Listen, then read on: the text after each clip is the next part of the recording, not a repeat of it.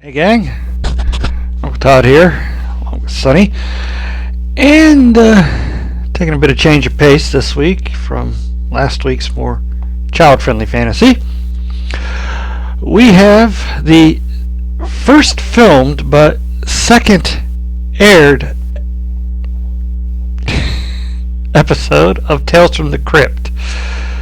This is All Through the House, which was also one of the, I believe, 4 stories that was featured in the 1972 Amicus film version of Tales from the Crypt, which also adapted stories from Tales from the Crypt, as well as Haunt of Fear and Vault of Horror.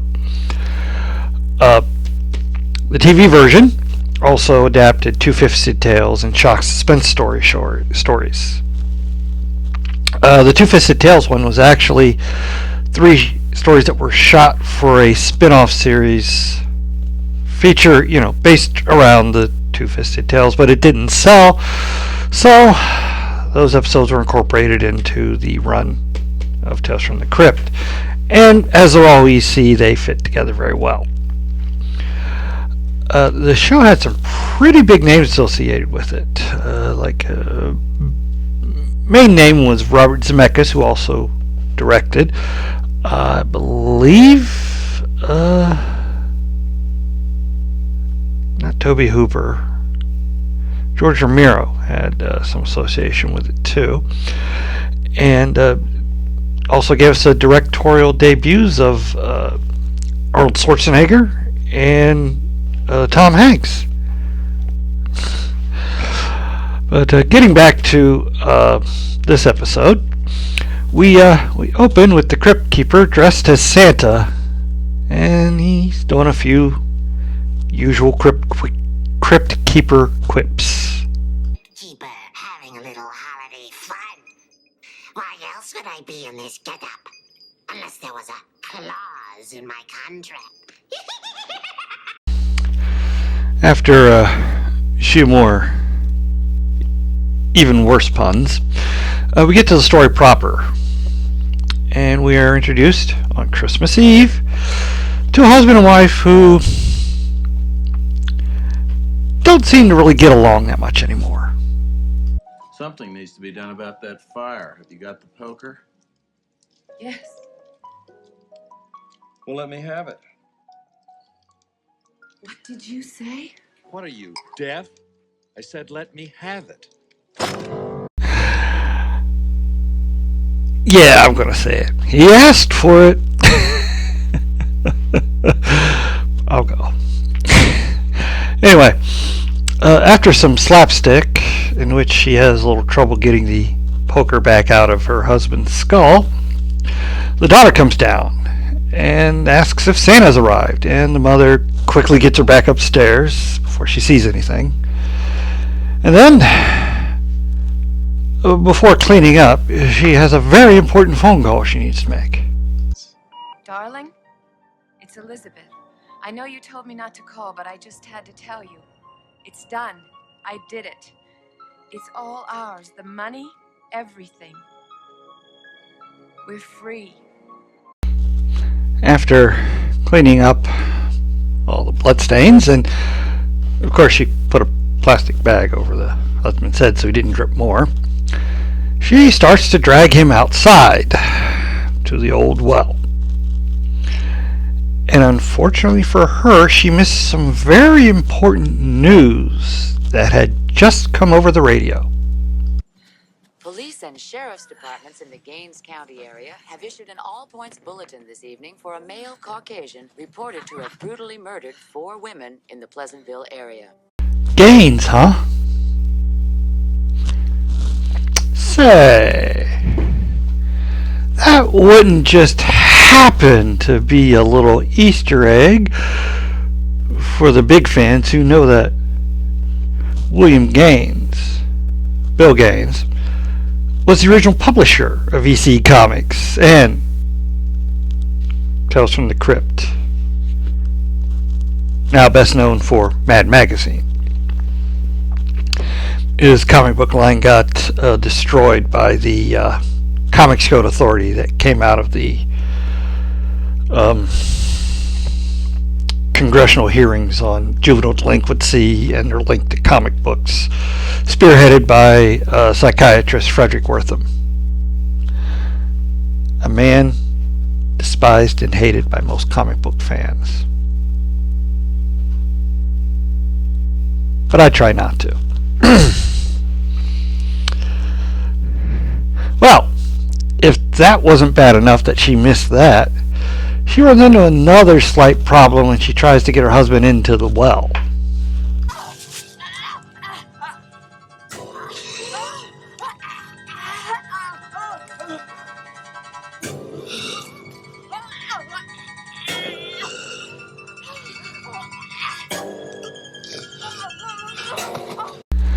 What was it Miracle Max said? Oh yeah. Is only mostly dead. Right. Mostly dead. But, luckily for her, now he's all dead. Unluckily for her, somebody else is there.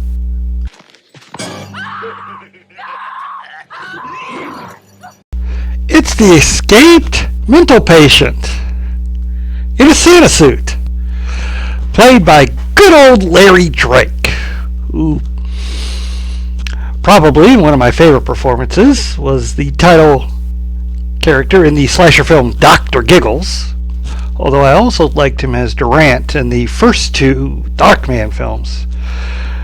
But I think most people remember him from playing Benny on LA Law, the mentally challenged, I'm not sure what his position was there. I think he made copies and ran errands and stuff. Anywho, he also had a great part in the short-lived Nero Wolfe TV series starring Timothy Hutton as Archie Goodwin. Anyway, getting back to this, things aren't looking too good for the disgruntled wife. That is, until she makes some novel use of what's around her.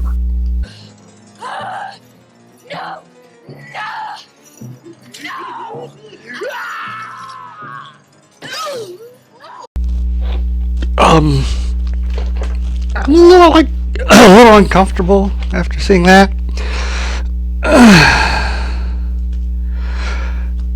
Grabbing the axe from him, she makes it inside. He tries to get in with her, but she uses the axe to cut his arm.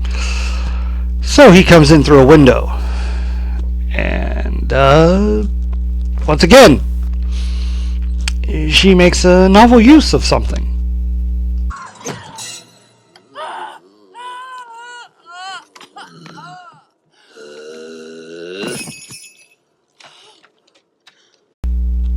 He's lucky. She could have used the other side of the axe head. But he's down for the count now. Then the phone rings. It's the police. This mad killer has been spotted in her area. So they're going to be sending a policeman to come by and check out. Should be there in about 20 minutes. Well, that gives her a fiendish idea. Instead of chucking the unwanted hubby into the well, she can just make it look like the killer killed him. Although this is the first time she's had to strike him facing him, and it proves to be a bit of a challenge.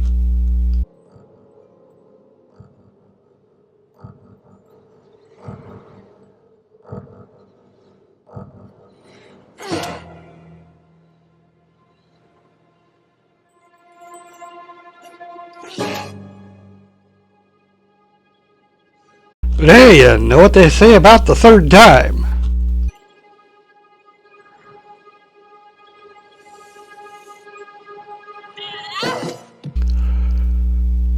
Fortunately, we get a little bit more slapstick on her part because she drops her keys down a grate and has to go back and manhandle the husband around to get his keys. Well, finally, back in the house, she makes a scary discovery.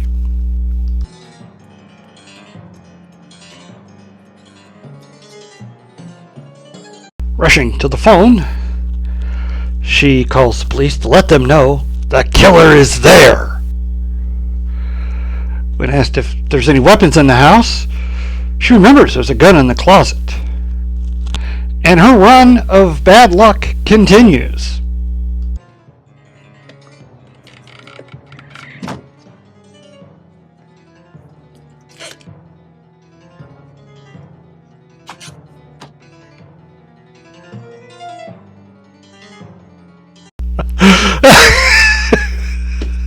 That reaction. But what humor there is in that situation quickly dissipates when she looks out the window.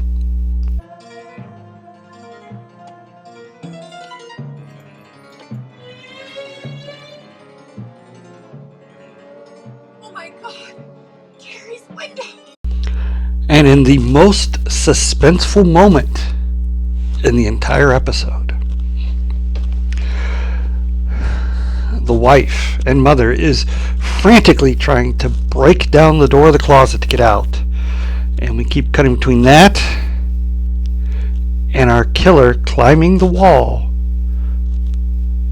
with encouragement. Here, Santa, I'll help you. Nothing worse than putting a little child in danger, I tell you. Well, mother finally breaks through the door and rushes upstairs and finds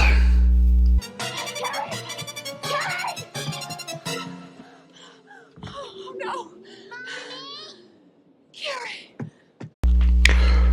rushing back downstairs.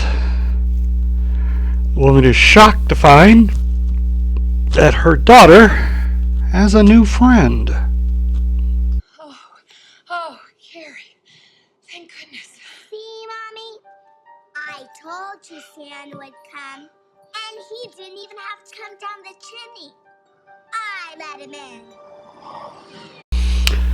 And as we fade out on the mother's terrified screams, the child seems fine. He's more interested in killing her, the mother. We then cut back to the crypt keeper, who gives a few more puns to send us on our way. About little Carrie. This particular Santa preferred older women. In pieces, that is. You gotta appreciate the crypt keeper. Always willing to get you a good last couple of jokes to send you off so that you're not too terrified to go to sleep that night. Just a little.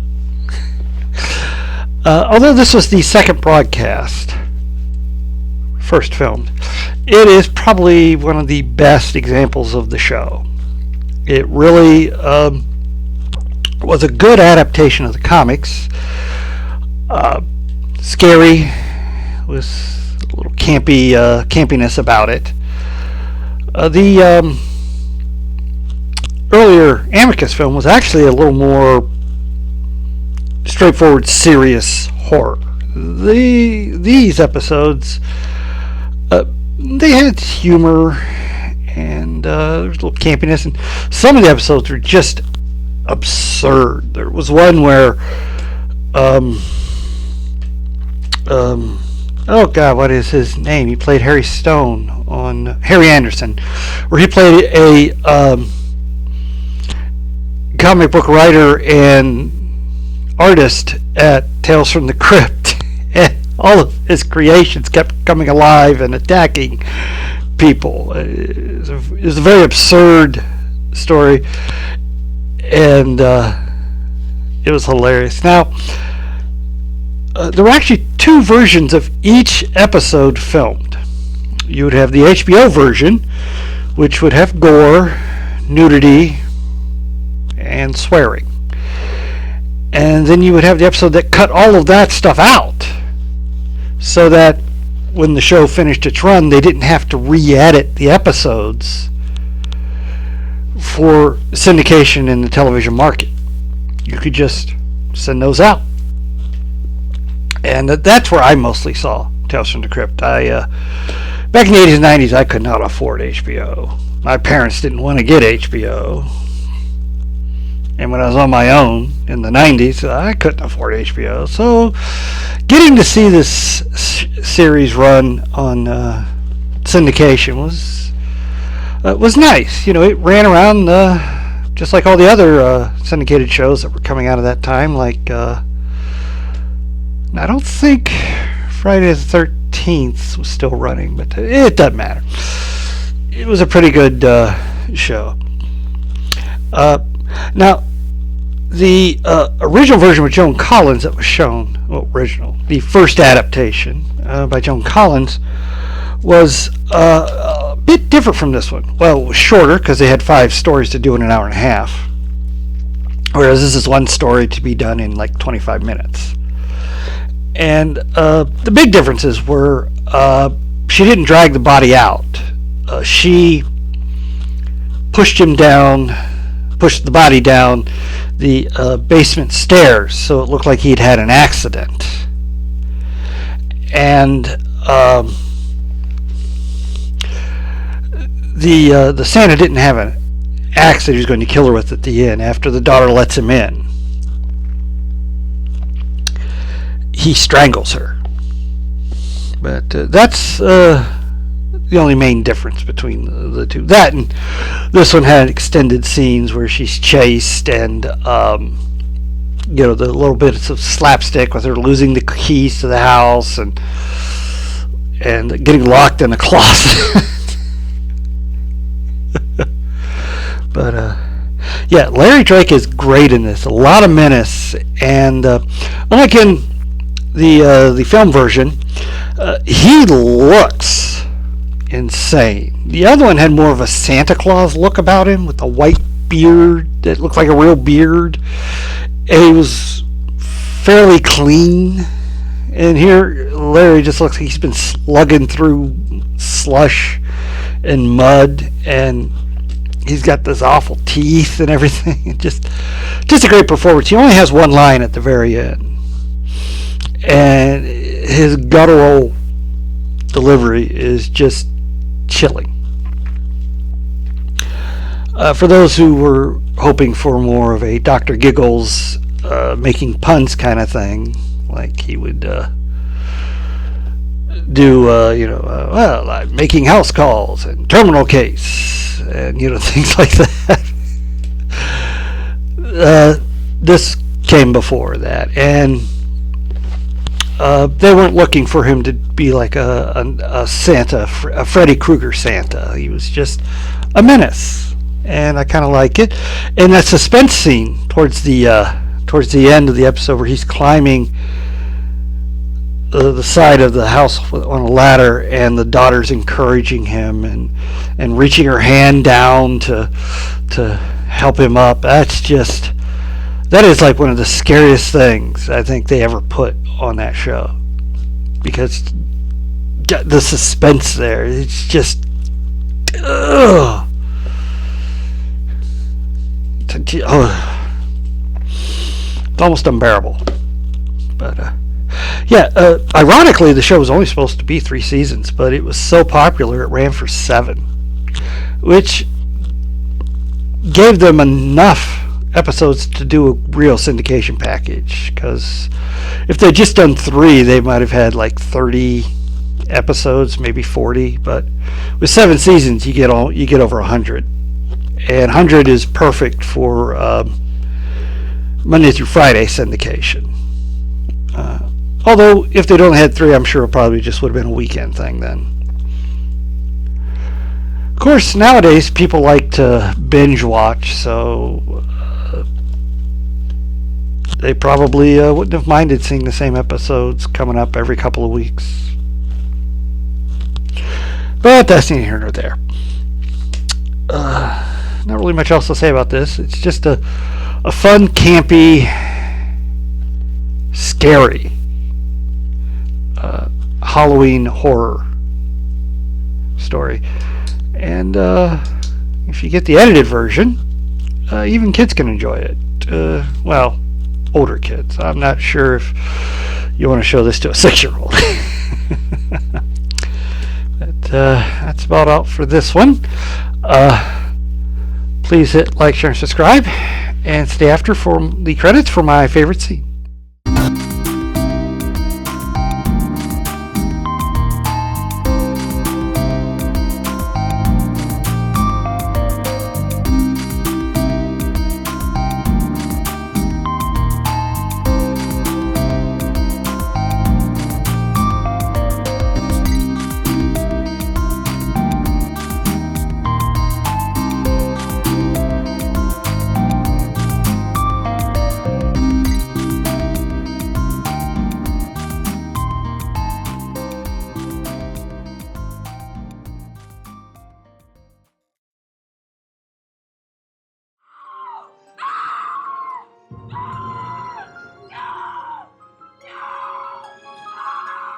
Naughty or nice?